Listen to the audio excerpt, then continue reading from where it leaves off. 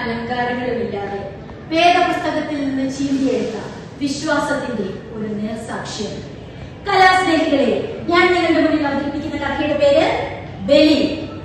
കഥാകാരും സഭാവാസികളും അങ്ങ് ഭാരതത്തിൽ നിന്നാണെങ്കിലും കഥ നടക്കുന്നത് ഇവിടെ ഈ മധ്യപൂർവ്വ ദേശത്തിലാണ്. മണലാരണ്യത്തിൻ നഗരയായി നദികളൊഴുകുന്ന നല്ല നാട്, യൂഫ്രട്ടീസ് ടൈഗ്രീസുകൾക്കിടയിൽ മരതതുപോലൊരു കൊച്ചുനാട്. യൂഫ്രട്ടീസ് ടൈഗ്രീസ് നദികൾക്കിടയിലുള്ള മെസപ്പൊട്ടേമിയ എന്ന ദേശം, അവിടെ ഊർ എന്ന മനോഹരമായ ഗ്രാമം, പ്രകൃതി രമണീയതയാൽ സമ്പന്നമായ നാട്. മാതളപ്പഴങ്ങൾ തുടുത്തു പഴുത്തു നിൽക്കുന്നു, മുന്തിരി വഴികൾ വളർന്നു പടർന്ന് പന്തലിച്ചു കിടക്കുന്നു, ഒലിവ് മരങ്ങൾ വിളവെടുപ്പിന് പാകമായി നിൽക്കുന്നു, സ്വർണ്ണവർണ്ണമാർന്ന ഗോതമ്പ് പാടകൾ. അവിടെ നീണ്ട താടിയും തീക്ഷ്ണമായ നയനങ്ങളുള്ള ഒരാചാര്യബാഹു ദാസന്മാർക്ക് നിർദ്ദേശങ്ങൾ നൽകുന്നു. അവരെന്താണ് ചെയ്യുന്നത്? ചാക്കുകളിൽ ധാന്യം നിറയ്ക്കുന്നു, തോൽക്കുടങ്ങളിൽ വീഞ്ഞു പകരുന്നു, ഒട്ടകപ്പുറത്തും കഴുതപ്പുറത്തും ഓരോന്നോരോന്നായി കെട്ടി നിറയ്ക്കുന്നു. ഒരു സാർത്ഥവാഹന സംഘമാണോ അത്? ഒരു വ്യാപാര സംഘം? അല്ലേയല്ല, ജന്മദേശം വിട്ടുപോകുന്ന അബ്രഹാമിന്റെയും ഭാര്യയായ സാറായുടെയും സംഘമാണത്. എന്തിനാണ് അവർ ജന്മദേശം വിട്ടുപോകുന്നത്? ക്ഷാമം, പട്ടിണി, യുദ്ധം, കാലാവസ്ഥാ നാശം, കാലാവസ്ഥാ വ്യതിയാനം? അല്ലല്ല, അതൊന്നുമല്ല കൂട്ടരെ. വിളിയാണ് നിദാനം. സത്യദൈവമായ നിത്യദൈവമായ യഹോവയുടെ വിളി. ആ വിളി വന്നാൽ ആർക്കും അങ്ങനെ ഒഴിഞ്ഞു മാറാനാവില്ല. അതുകൊണ്ടല്ലേ സൗന്ദര്യവും ബുദ്ധിശക്തിയും ആരോഗ്യവുമുള്ള യുവാക്കൾ സന്യാസം സ്വീകരിച്ച് വിദൂര നാടുകളിൽ പോലും പോയി സുവിശേഷം പ്രസംഗിക്കുന്നത്? അതുകൊണ്ടല്ലേ മദർ തെരേസയെ പോലെയുള്ളവർ അഴുക്കുചാലുകളിൽ നിന്ന് പോലും അഗതികളെ പാകിയെടുത്ത് നെഞ്ചോട് ചേർക്കുന്നത്, അവരുടെ കണ്ണീരൊപ്പുന്നത്? ദൈവം അബ്രഹാമിനോട് പറഞ്ഞു, അബ്രഹാം, നീ നിന്റെ പിതൃഭവനത്തെയും ബന്ധുജനങ്ങളെയും വിട്ട് ഞാൻ കാണിച്ചു തരുന്ന ദേശത്തേക്ക് പോവുക.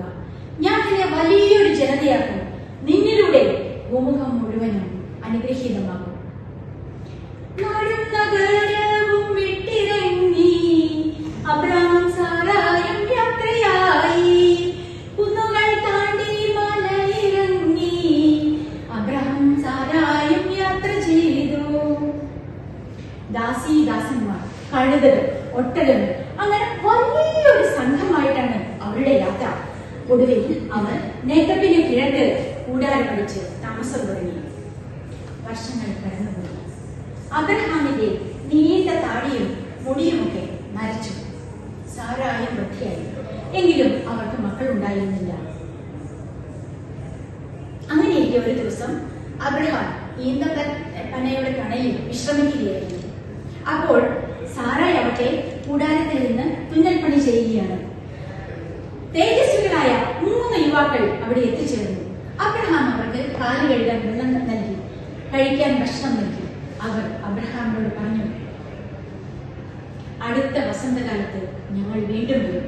അപ്പോൾ നിന്റെ ഭാര്യയായ സാറായ്ക്ക് ഒരു മകനുണ്ടായിരിക്കും.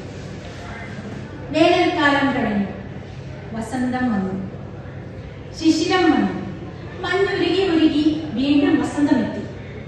അതാ നോക്കൂ, വൃദ്ധയായ സാറ തങ്കക്കുടം പോലൊരു കുഞ്ഞിനെ കൈയെടുത്ത് താരാട്ട് പാടുകയാണ്.